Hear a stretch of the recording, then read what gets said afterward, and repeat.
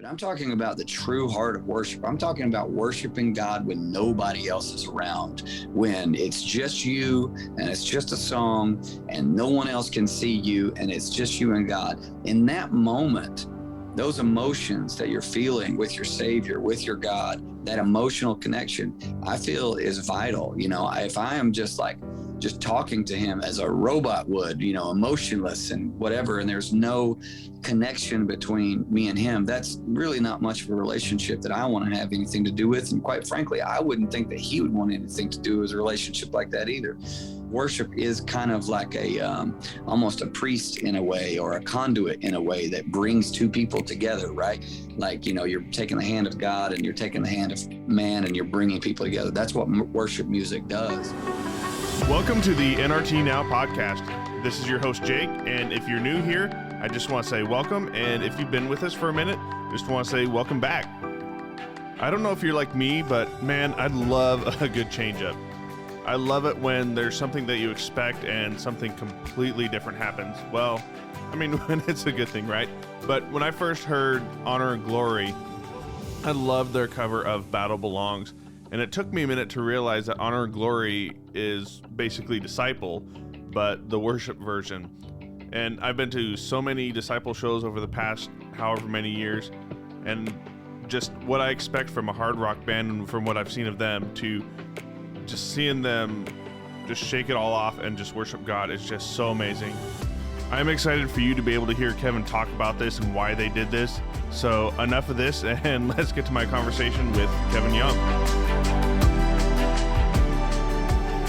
We're here with Kevin Young of Honor and Glory. If you recognize the name, the face, the voice, there's probably a really good reason for that. Kevin, the Disciple started in 92, right? Yes. I was 3 years old. In elementary school. Yes. Electric guitar in hand. Yeah, no, I'm kidding. Yes, December of 92. I was in high school. For all of us Disciple fans, we know you, Kevin, here pretty well, and some of the guys that are in Honor and Glory. So why Honor and Glory? Why going from Disciple to Honor and Glory and starting up this project? Well, it was a definite concentrated move on our part to start a new band. We wanted to do a worship project. I'll be honest, we felt pressure to keep the name Disciple in doing a worship project. We really felt strongly against that.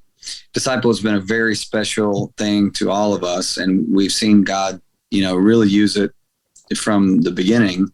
It's a very evangelism-focused ministry, and it uses primarily Christian rock music for that evangelism.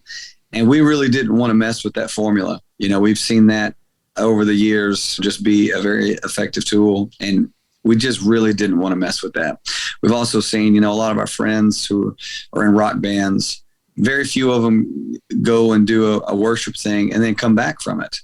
It seems like, if they start doing a worship thing, they might be very successful at it and then feel pressure to continue to do that. And then their rock thing kind of goes away, or, vice versa. We just were like, if we're going to do something new and something different, then let's do something new and something different and call it two different things. Plus, radio stations, just with the name Disciple, it's a worship project. It's something new. It's something different. Might give them the opportunity to actually feel like they could play it, because they would never play a Disciple song, most of them. So there was a little bit of that, but that had almost very little to do with it. That's the short version. The last time I caught up with you was in 2018, which, yeah, as I'm thinking about it and as I'm remembering that interview, it seems like it was yesterday. It seems like it was just a couple minutes ago, but all of a sudden it's Absolutely. 3 years ago now. Yeah, forever ago. The one thing I do remember about that one, I was trying to be a little bit of a dork, but you were on tour with Cutlass at the time. Yeah. And from, I want to say it was like 2008, 2010, I still had a VIP badge from another Cutlass and Disciple tour. Right. And I came in and was like, hey, is this still valid? Absolutely. Yeah, that pass is, it has in perpetuity, so it'll get you backstage no matter what. I didn't Absolutely. realize that when I bought it way back in the day, but now I'm really glad that it happened, because I don't know if anything I'm saying is actually true or not, but you just say that I said it, and we'll see how far it gets you. It's recorded now, so I got the proof. It's gotta be true. That was such a good show. And you're talking about the disciple and the ministry legacy. I think probably one of the things that will last forever for me is Dear X. That is the song that will always be one of my favorites from Here to Kingdom Come. Thank You're you so talking much. about releasing some of the disciple and the disciple projects. You were just on, I forget which album it is, but it was just releasing. You were just starting in the production process of it. The last time we talked would have been Love Letter Kill Shot. That's right. You still hadn't quite figured out the name at that point. Oh, okay. Very cool. I'm trying to remember what secrets. I'm browsing back through it here. You let out a little secret in that interview. I have a way of doing that. I always get myself in trouble. I think it was that you were going with Tooth and Nail. I think that was the first time that you had mentioned that you guys were signing back with Tooth and Nail. Oh, wow. Album. Yeah. Well, there you go. We actually have never worked with them before. This was our first album with them, and it's been wonderful. And we did Honor and Glory with them as well. There's always these, those are supposed to be secrets. And I just live in the world where like, why? Just tell everybody. It doesn't matter. We're not that special that we got to hide every little thing we're doing. As you've gone on the road with different artists like Cutlass and some of these festivals that you see and all that. Yeah. How much has that kind of influenced what you're doing with Honor and Glory and these worship albums? And, what do you guys see as a band when guys like those run out the worship sets? Yeah, well, there's not really, I don't know of anybody doing worship sets except for Cutlass, and they're not really even playing that much anymore. For us, it just simply came about. We were sitting on the back of the bus one day. I said, hey, man, what'd you do this weekend? He said, I play guitar for my church. I was like, oh, okay, I sang at my church. And Joe was like, well, I play drums in my church. And I was like, wait a second. So you're telling me that every single person on the back of this bus played music for free, like did not get paid, professional musicians played music for free and worshiped God just because you love God and love to worship him? I said, that's what you're telling me right now. They were like, yeah. I was like, all right, why are we not doing this together? We should definitely do this together. We're all doing it whenever we're at home. Let's see if we can write some cool music together, because one thing that I thought would be very interesting is in worship music, that seems to all kind of be gearing and going towards one destination. And I felt like we could maybe write some worship music that sounded more like how we would do it. And it would come across very differently. At least that's our hope. And we think it does. That was kind of interesting to me, to kind of create something that we felt there wasn't really anything like it being created right now. And being a worshiper, I was a worship leader for 9 years, and just loving worship music, loving to just worship God in general. I was very excited about the project and writing songs for it, recording it. Well, it sounds like that's a little bit more productive use of your time on the back of the bus than remembering this interview. One of the things that you guys were talking about were the tour pranks or the bus pranks that happen all the time. It seems like you always have to be on guard, and there's always some sort of shenanigans happening. Well, we're best friends, and we really do love each other. So there's always fun being had. There's no question. Between watching, it was Joey that was with you in that interview. Yeah. And between watching the two of you guys just rehash some of the tour pranks, it was fun listening to you guys share some of those stories. They're terrifying, really. I actually don't consider myself as much of a prankster, because I'm usually the one that gets it, and I don't want it. If I start pranking somebody, I'll always get it back. And it becomes a never-ending cycle because I can't be outdone. So then I have to get them back. So I try to stay away from it as much as I can. But, like I said, we're best friends. So there's always something going on. You guys were talking about winter polar bear club experience. Everybody was on the side of the pool like, hey, we're all going to jump in. And Who was it? Oh, Michael was the only one that jumped in. Yeah, we all said we're going to do it together. Yeah, man, that's not very nice of us, is it? Maybe not, but it's hilarious. It's always something, man. Somebody giving somebody a birthday cake and being like, man, that cake smells funny. Like, really? And like, yeah, dude, smell it. And of course, they lean over to smell it and just get the back of their head slammed into that cake. That's life on the road, my friend. It's so funny that you are remembering all of this stuff. This is just normal every day. I don't even file that away as worth remembering. That's just life. for more of a music consumer, I think a lot of times we have an image of what touring life is like and what being on the road is like. And for me, it's fun to see that. Number one, 'cause I'm all in for a good prank, and that's Sure. well, just like listening to you and Joey just have fun back and forth, remembering some of these tour pranks is just always fun. I don't care who you are; that kind of stuff is fun. Well, if you really want an inside peek of like what it's like to be on the tour with us, there's not very many pranks, to be honest with you, but we really do enjoy each other. So we love hanging out. There's a lot of laughter, just a lot of it. I mean, Josiah has the loudest laugh of any human being I've ever met in my entire life. If I go in the back lounge or to my bunk and lay down and try and get some sleep, I will hear Josiah's laugh probably 4 to 5 times before I actually fall asleep. That's what life on the bus is like. There's just a lot of laughter, lots of video games, lots of watching stuff together, looking for something to laugh at together, lots of jokes. I mean, just constantly bantering and inside jokes galore. If you can just imagine, just every 4th sentence is some kind of inside joke that's getting a laugh. That's what it's like, man. We really have a good time. And then, they're all so good at what they do, such amazing musicians. People say, hey, when do you guys practice? It's like, we're getting ready to go practice right now as soon as the show starts. I mean, our actual little literal practice is us sitting together in the front lounge, kind of mouthing our parts together. We'll just kind of run through the parts because they're so good. They're so professional that they just need to think about what they're going to play. And then they just go play it. They don't actually have to sit down and practice playing it. They're that good. It's a fun time, man. We have a really great job, and we see people get saved every single show. Someone accepts Christ. We don't even wonder if that's going to happen. We know that we just play a very small part in it. Just God shows up and uses the music and the ministry of disciples. So we don't really even question. We don't even really ask him to do it. We just expect it to happen. Don't even really plan it out. We just have seen it happen so many times, whether there's 30 people in the crowd or whether there's 1,000 people in the crowd. We know somehow God brings somebody in those doors that does not know him and that's going to leave knowing him. We're real fortunate to be able to do it. It's pretty cool to just be able to go somewhere and expect that God's going to move and just know that that's going to happen. Well, we were just saying it last week. We played a show in a really small town of Texas. It had a very, very low turnout, maybe 40, 50 people there.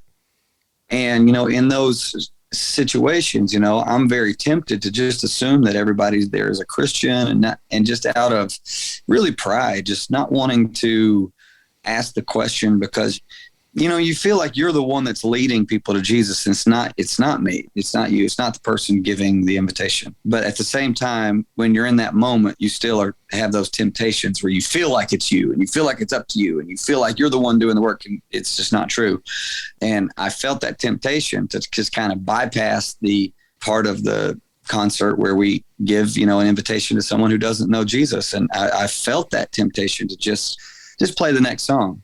And I was like, no, I'm not going to do it. And there were 3 people in that small crowd, 3 people that prayed to receive Christ that night. And I just looked at Josiah and I was like, this is a cool reminder. We just got to get out of the way. Just get out of the way. Don't look at the numbers. Don't look at how many people are there. Don't look at whatever we could possibly think of to look at. Just get out of the way and let God do his thing. So crazy. You touched a little bit about the families and just how close you guys are. One of the other things that I really remember was as you were developing that Love Letter Kill Shot, the impact that everybody has in the process. It's not Kevin, the writer. It's not, here's my production team behind and you guys are my road crew. It's like everybody has a piece and everybody has that input into the album. And I imagine that's carried over into Honor and Glory. Yeah, absolutely. My role in the band just keeps getting smaller and smaller. And that's because of the talent of just the people that are around us. I'd say there was a time where I was writing every lyric that Disciple was ever showing up on an album. That's definitely not the case now. With Honor and Glory, it was, a lot of the motivation behind it did come from me. And so with that album in particular, I think there was only one song that I didn't write on. So I did have a big hand in the Honor and Glory project. But with Disciple, my role diminishes, every time, and that's because the guys around me are so talented at writing lyrics, at writing music, at producing, at all of it. So there's no need for me to have to work as hard. The product is solid. Talking about Josiah a bit, he's done so much in that rock space. It's just absolutely incredible what he's been able to accomplish. Yeah. I imagine he's a big part of what you're talking about, just the talented musicians. Yes. Yeah, he actually produced 8 of the songs on the new Honor and Glory album.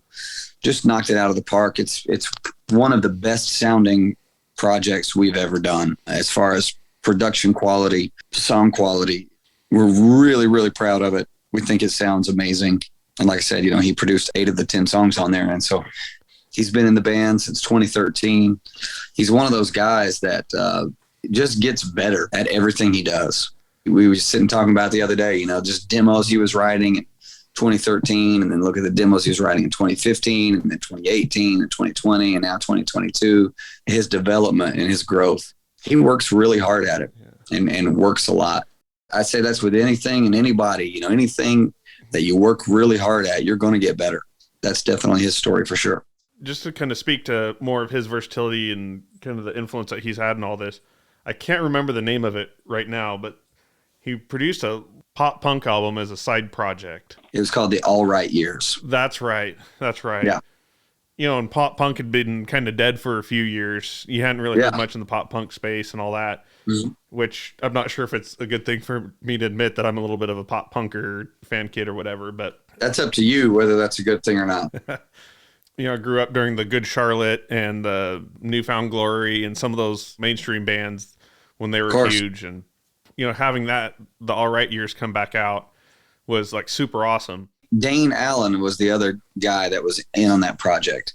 And so that's a great segue because Honor and Glory is made up of all the guys in Disciple plus Dane Allen, who is a great friend of ours who, did the All Right Years with Josiah. He's also the lead singer of the band Loyals. And then he's also in Honor and Glory with us. And Dane is a phenomenal lead singer. He sings way better, than I'll ever be able to.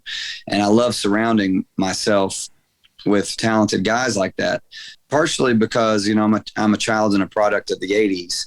And I loved one of the things that a lot of 80s songs had where they would always have these high harmony parts that I could never sing that high, But so whenever I found someone who could, I was like, I always wanted them near me and close to me.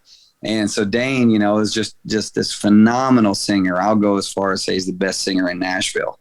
And he's just a close friend of ours and we love him. And he travels with us and works with Disciple even, when he's not doing anything. So we were like, dude, join this band with us. That's so cool. And he works at his church and leads worship every once in a while and is just a super talented guy. So when you listen to the Honor and Glory album, all those high notes, they're all Dane Allen. He's just a phenomenal talent. We're so happy to have him. I want to tug a little bit on that thread of just this album sounding different than a lot of what you think of with worship. And I think we hear worship music, and I think most people, they start thinking about Hillsong or Elevation, which are all amazing worship. But I also love like the Seventh-day Slumber versions of like From the Inside Out and some of these more hard rockish versions of these songs that have come out. And I just love that Honor and Glory has really brought out that rock worship sound. The songs still worship just as hard as, and the lyrics still worship just as hard as any of the rest of the worship songs. But I just love that hard edge to the worship. And I love that it's just such a unique sound for what we think of worship. And that you saying that was a goal of yours, I think that's something that's really been accomplished and really been hit with this album. It's just an incredible, incredible worship album. I don't know if it's in any workout mixes or anything like that, but I mean, it's crazy to think like a worship song in a workout mix, it can like coexist. I think that's kind of just a hallmark or fingerprint of everything that we do. We love energy, and I've always said the music that I want to create, I want it to have energy and emotion. I want someone to be able to listen to whatever we do and feel something. And I think that music has the power to do that. Christian, non-Christian, creative, it's art. Music has the ability to tap into your soul. You can read a book and possibly feel something, but you can say those exact words to music and it has the ability to reach in your soul and grab those emotions much quicker and just gives you access to them. Almost, someone who's like really just a hard personality, emotionless or whatever. Music has a way of breaking down those barriers. And I remember seeing Celine Dion play live, and she was performing, My Heart Will Go On, which is what the Titanic song. And I found myself crying in the middle of this song. It was music doing what only music can do. Now you combine the power of this beautiful thing that God's created, music, you combine it with the gospel, and you have an ultimately powerful thing happening. We've always said that we wanted to have music that has those things, that has energy and emotion. So if you're listening to, like you said, the song Dear X, there is an energy there, but it also evokes emotions. You feel something as you're listening to it. And I feel like in worship, it is absolutely vital that we have an emotional connection with God when worshiping him. Some people are afraid of that word emotion, and they look at it as almost disingenuous or whatever. When you talk about worship, they're just afraid of it because of people manipulating people's emotions and abusing them or whatever.